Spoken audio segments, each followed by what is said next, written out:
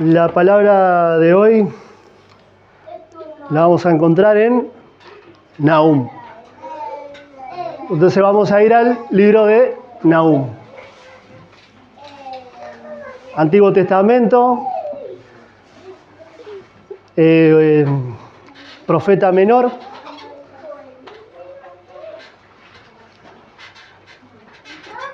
El libro es cortito, son 3 capítulos.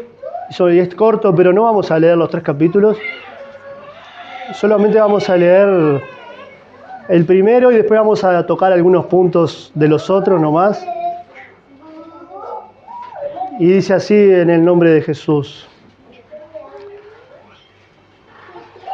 Dice, profecía sobre Nínive, libro de la visión de Nahum de Elcos. Como ya hemos visto en otras ocasiones, y si hablamos de Nínive también tenemos que hablar de Jonás.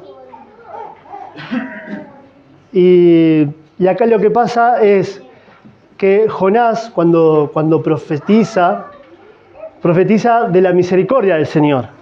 Y hoy lo que vamos a ver a través de Nahum es el juicio de Dios sobre Nínive. Y dice el versículo 2, Jehová es Dios celoso, vengador.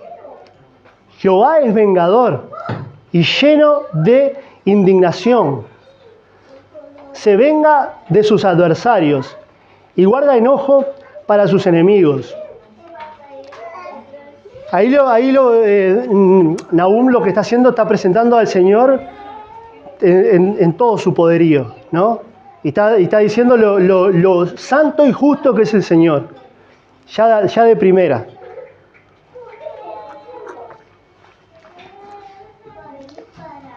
Porque ¿qué pasaba? Cuando Jonás le hace la profecía a Nínive, los ninivitas se arrepintieron, ayunaban por lo que Jonás le había dicho, que se iba a destruir la ciudad. Es una ciudad que está en Asiria, es una de las principales ciudades de Asiria.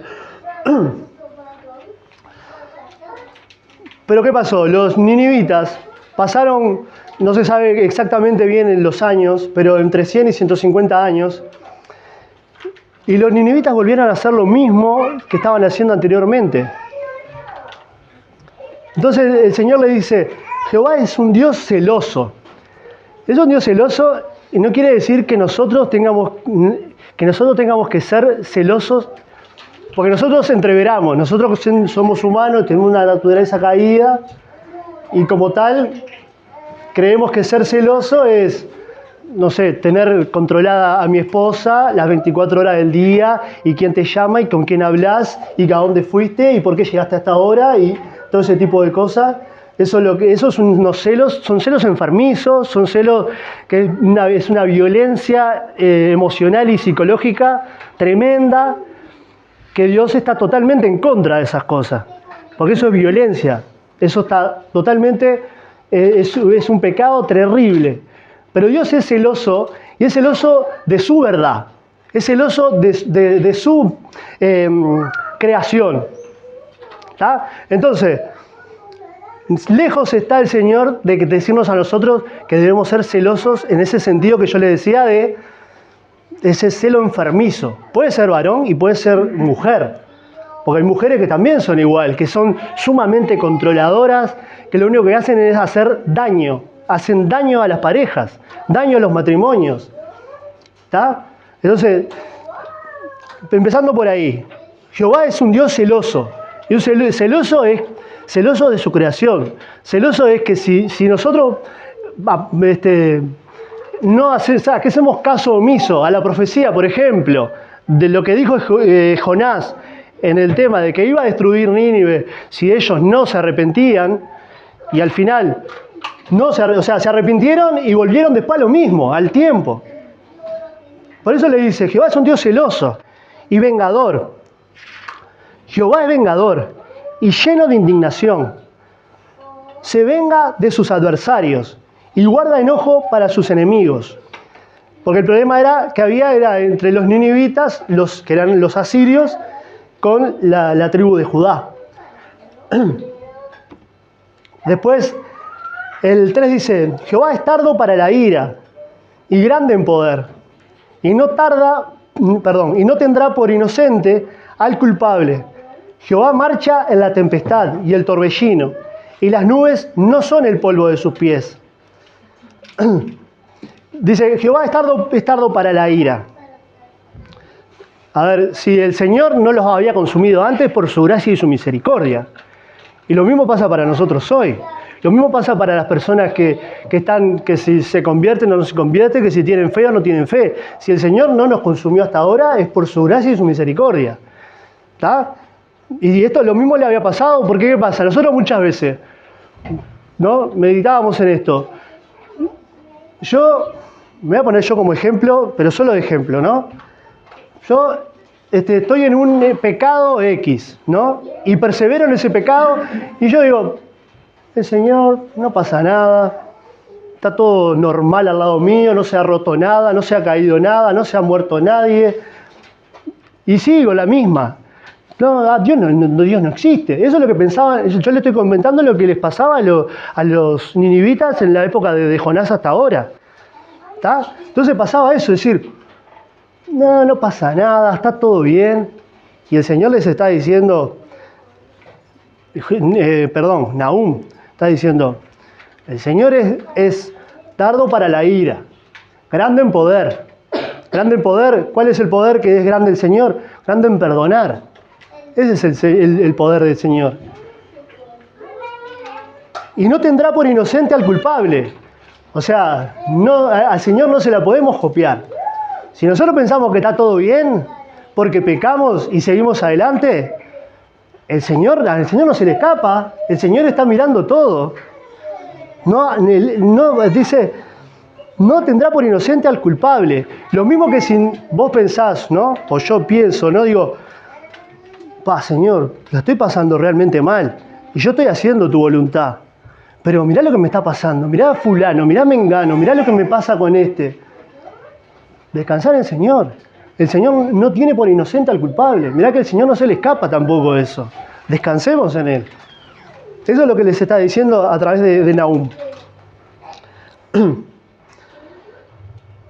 Después dice, bueno, Jehová marcha la tempestad y el torbellino, y las nubes son polvo a sus pies. O sea, si nosotros pensamos que es un castigo del Señor, que haya llovido desde el lunes y no haya parado más de llover, el Señor te puede castigar mucho más. O sea, puede hacer que siga lloviendo más todavía. O sea, es mucho más. Las nubes para el Señor es polvo, es nada. O sea, es mucho más grande. Nosotros lo hacemos chiquitito, ¿no? Porque para nosotros, claro, miramos el cielo y vemos todo nublado. Para nosotros, como seres humanos, es gigante. Pero para el Señor es nada. Es nada.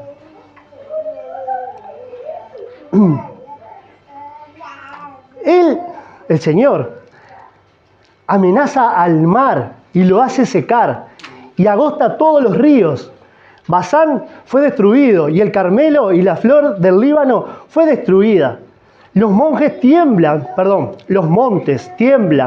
delante de él y los collados se derriten.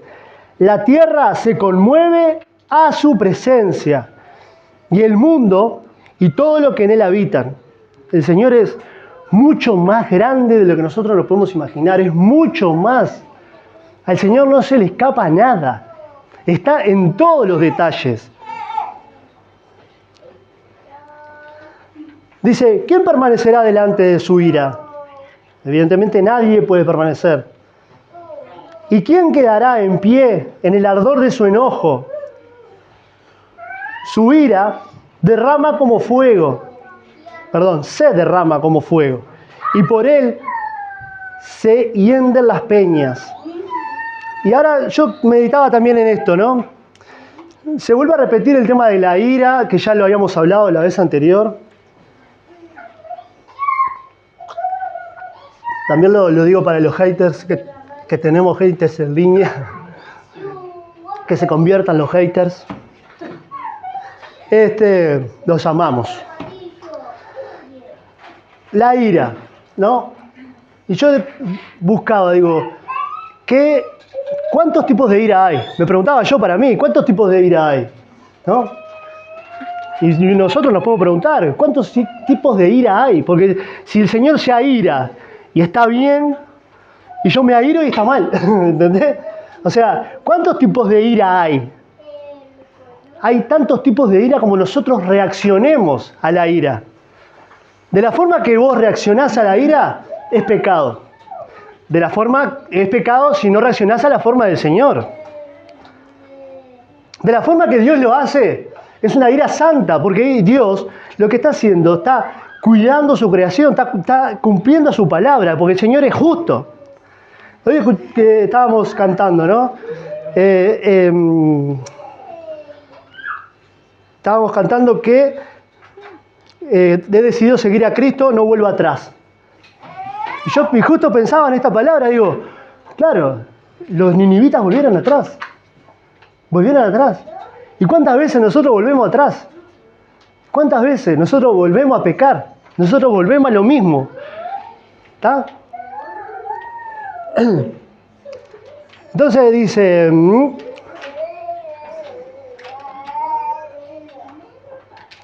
con el tema, ¿no?, ese de la ira de Dios y la ira nuestra, ¿no? Y hacer ese paralelismo y pensar, ¿no? Señor, airaos, pero no pequéis. Claro, ¿cuándo peco yo? Cuando me enojo y levanto la voz más que los demás, porque quiero que me escuchen a mí. ¿Cuándo peco? Cuando agarro, salgo de mi casa y hago ¡pum! Y pego un portazo. ¿Cuándo peco yo? Cuando quiero corregir a mi hijo enojado y hago cosas que no tengo que hacer. Ahí estoy pecando. Porque yo a mi hijo, si lo corrijo enojado, estoy haciendo macana. Yo no lo puedo corregir enojado. Tengo que esperar que se me pase. Tengo que hacer como el Señor. ¿No? Como el Señor, manso y humilde. El otro día me encontraba con un hermano que yo esperaba que hoy estuviera acá, pero bueno, el Señor sabrá. Y yo le comentaba, ¿no? Vos no te congregás. Y vos decís, no, pero yo estoy bien. Me decía, ¿no? Yo estoy bien. Pero vos no estás cumpliendo la voluntad de Dios. Porque la voluntad de Dios que nos congreguemos, fue Dios el que lo institucionalizó a la iglesia. Entonces, si yo no me congrego, lo que estoy diciéndole a Dios, Señor, no necesito. No, porque mi vida en comunión con el Señor está re bien. No, te está faltando una parte. Y estás re lejos.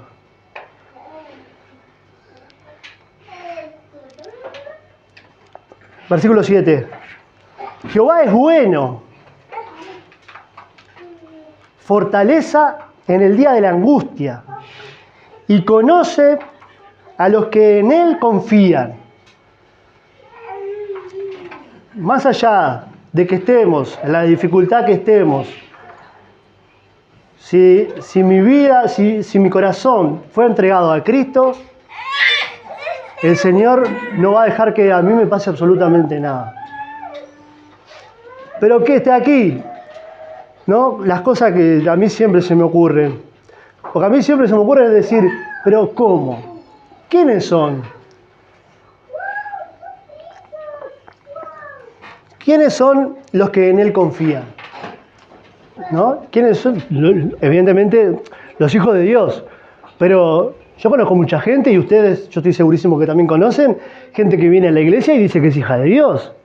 O gente que no viene a la iglesia y también dice que son hijos de Dios. Gente que canta muy fuerte y son hijos de Dios. Pero esos no son hijos de Dios. Gente que predica la palabra y dice que son hijos de Dios. Y esos no son hijos de Dios. El apóstol Pablo decía, Cristo vive en mí. Y yo también eso le compartía al hermano. Cristo vive en mí. ¿Realmente Cristo vive en mí? ¿Realmente morí? O sea, ¿estoy muerto junto con Cristo? ¿Realmente?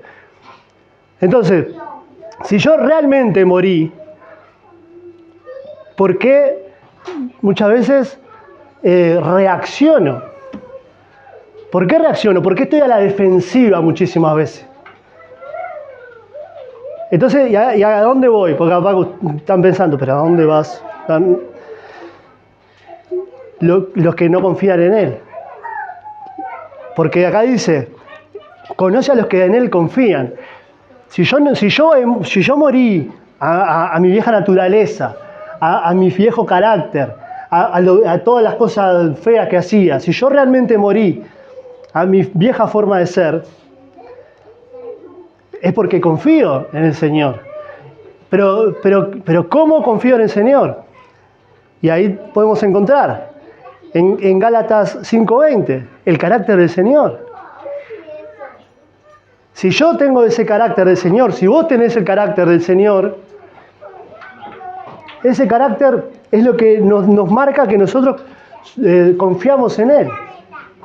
Lo vamos a leer, para no tocarlo de oído nomás.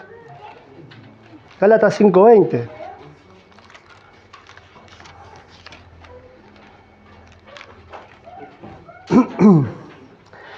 Dice así.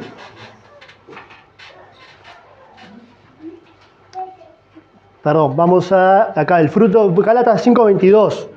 El fruto del Espíritu es amor. No, ese es el carácter de Dios, es el carácter que nosotros deberíamos tener. Es el carácter que a nosotros nos hace mostrarle al mundo que somos hijos de Dios. El fruto del Espíritu es amor, es gozo, paz, paciencia, benignidad, bondad, fe, mansedumbre, templanza. Contra tales cosas no hay ley. Hasta ahí. Entonces, si el Señor vive en nosotros, nosotros confiamos en Él.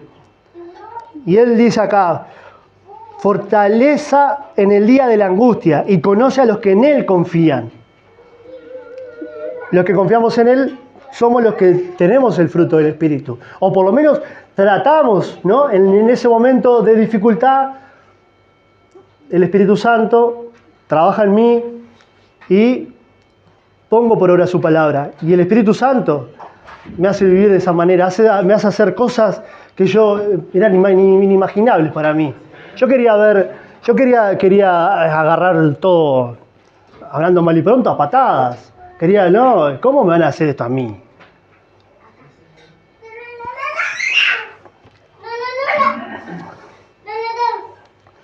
Más, con inundación impetuosa consumirá a sus adversarios, versículo 8. Y tinieblas perseguirán a sus enemigos. ¿Qué pensás contra Jehová? Él hará consumación, no tomará venganza 2 veces de sus enemigos. Cuando se termina, se termina. No hay tutía. Con el Señor, cuando se termina, se termina. Aunque sean como espinos entretejidos y estén empapados de su embriaguez, serán consumidos como hojarasca, completamente seca. Aunque estén medios ahí, el Señor los consume. De ti salió el que imaginó mal contra Jehová, un consejero perverso. Así ha dicho Jehová, aunque reposo tengan y sean tantos, aún así serán talados, y él pasará. Bastante te he afligido, no te afligiré ya más, porque ahora quebraré su yugo de sobre ti, y romperé tus coyundas. Más cerca de ti mandará Jehová, que no quede ni memoria de tu nombre. De la casa de tu Dios destruiré escultura y estatua de fundición. Allí pondré tu sepulcro, porque fuiste vil. Los ninivitas se volvieron a la idolatría, ¿tá? Como bien dice acá. Después, por ejemplo, vamos a ver, por ejemplo, el 2.12, solo para que lo podamos ir viendo del porqué, ¿no? de toda la destrucción. El 2.12, solo el 2.12. El león arrebataba en abundancia para sus cachorros y ahogaba para sus leonas y llenaba de presa sus cavernas y robo sus guaridas. Eso era lo que hacían, eran sumamente violentos, o sea, terminaron siendo personas violentas los ninivitas. Bueno, se volvían a la idolatría, como les compartía recién. Las prácticas comerciales eran prácticas crueles. Dice en el 3:16, dice, multiplicaste tus mercaderes más que las estrellas del cielo, y la langosta hizo presa y voló. Eran sumamente, todo lo que hacían era todo en contra del Señor. Eran materialistas los ninivitas. Lo podemos ver en el 2:9.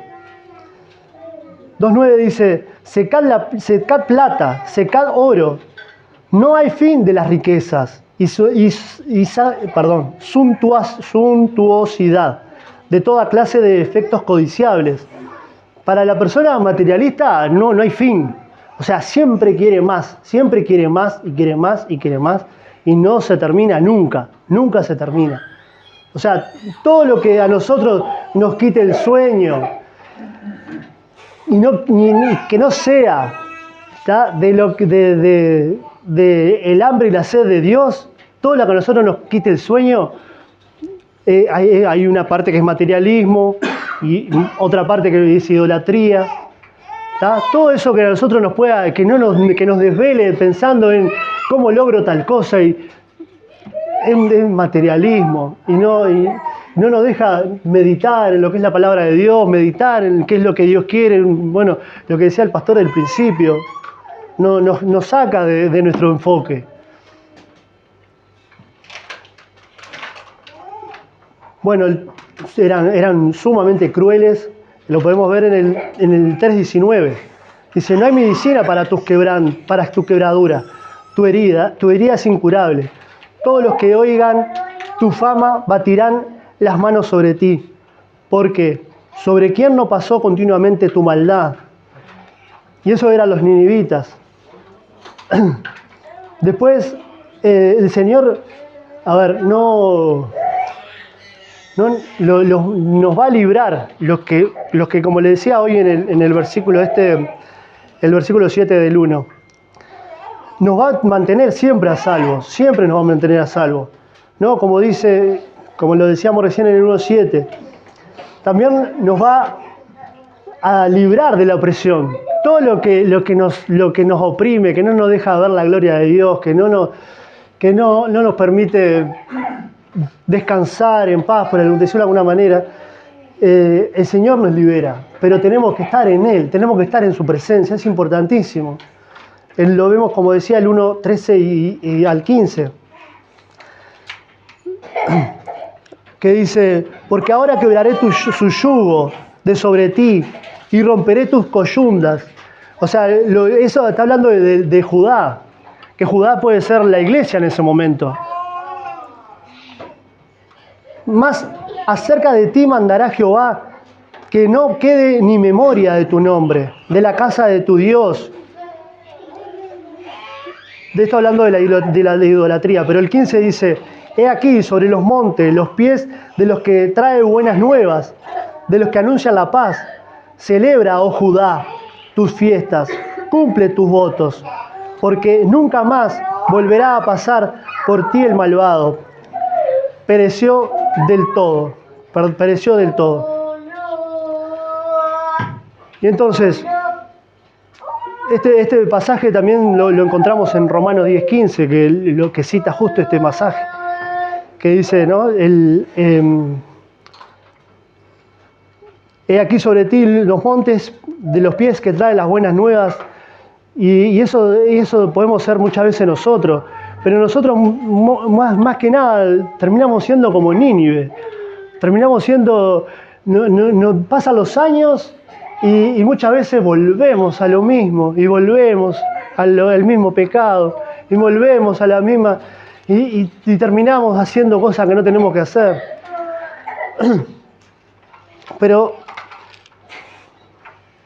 una cosa que me llamaba la atención y que evidentemente esto es un evangelio, ¿no? El libro de Nahum es un evangelio que desde Jonás, ¿no? Que ya le dijo lo que tenían que hacer y cómo tenían que hacer, que tenían que arrepentirse y le mostraba la misericordia del Señor. Hoy les trae el juicio y nos trae también mucho a nosotros, si nosotros persistimos en el pecado.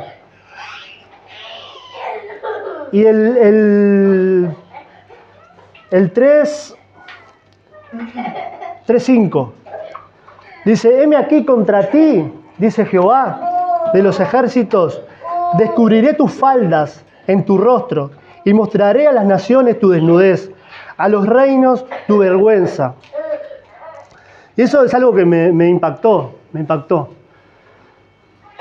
Hermanos, el Señor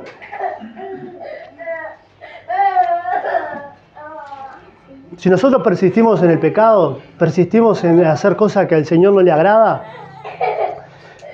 Él nos va a dejar regalado. Al Señor no se le escapa y nos va a dejar regalado.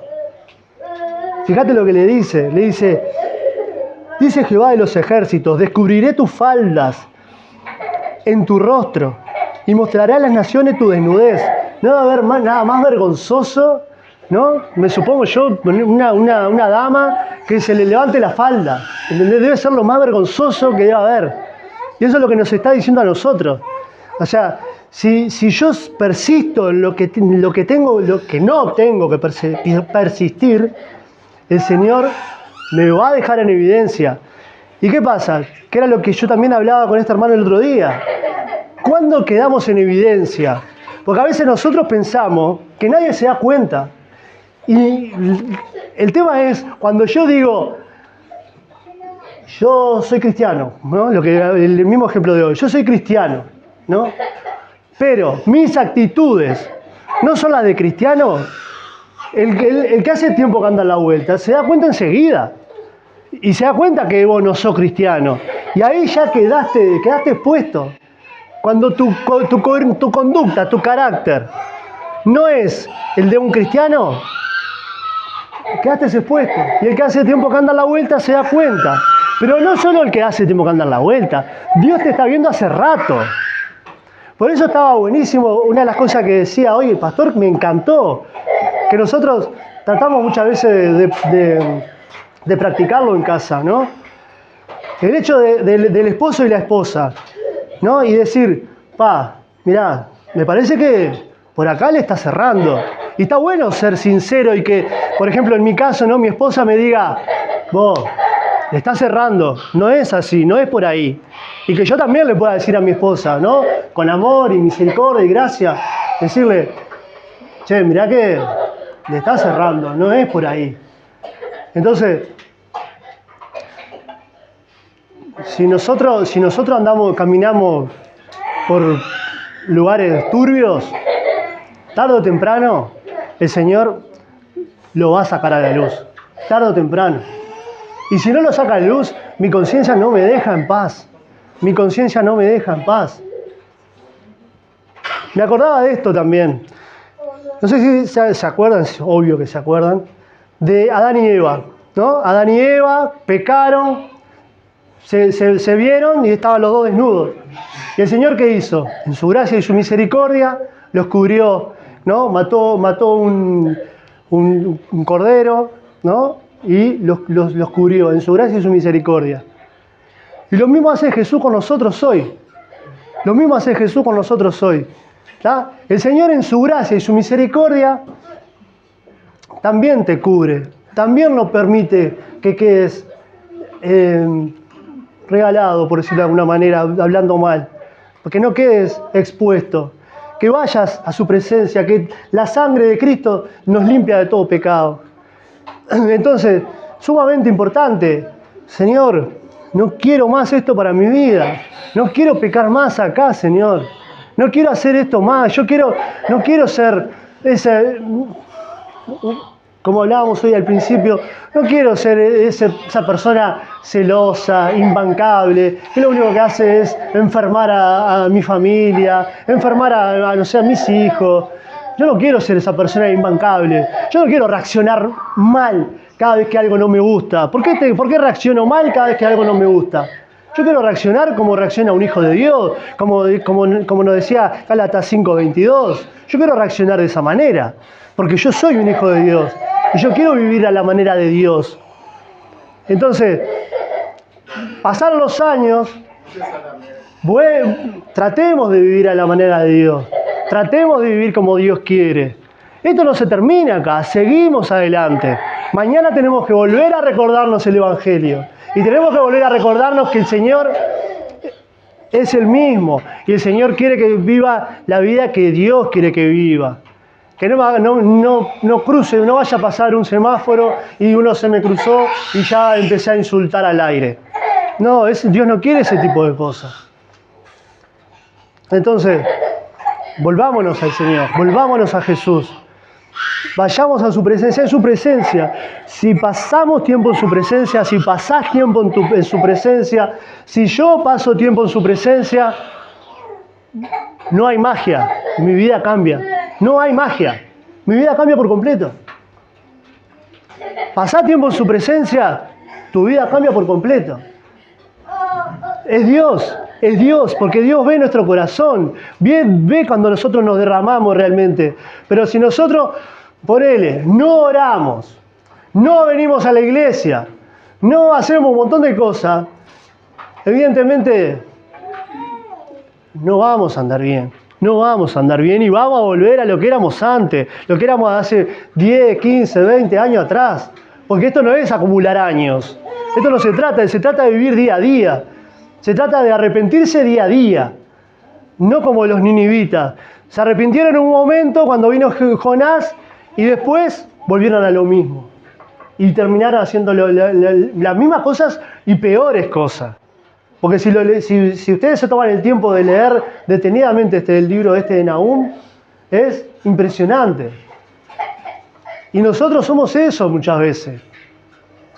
Y el Señor, en su gracia y su misericordia, nos cubre, no nos deja que quedemos regalados. Porque es la gracia de Dios la que no nos permite eso. Es grande en misericordia. Y es grande en el poder de perdonarnos. Él perdona todo. Pero si nosotros venimos genuinamente delante de su presencia y buscamos que el Señor nos cambie, que el Señor nos pula, que el Señor nos cambie, nos haga una vida, una persona nueva, una persona distinta. Bueno, oramos, hermanos. Te damos gracias, Señor.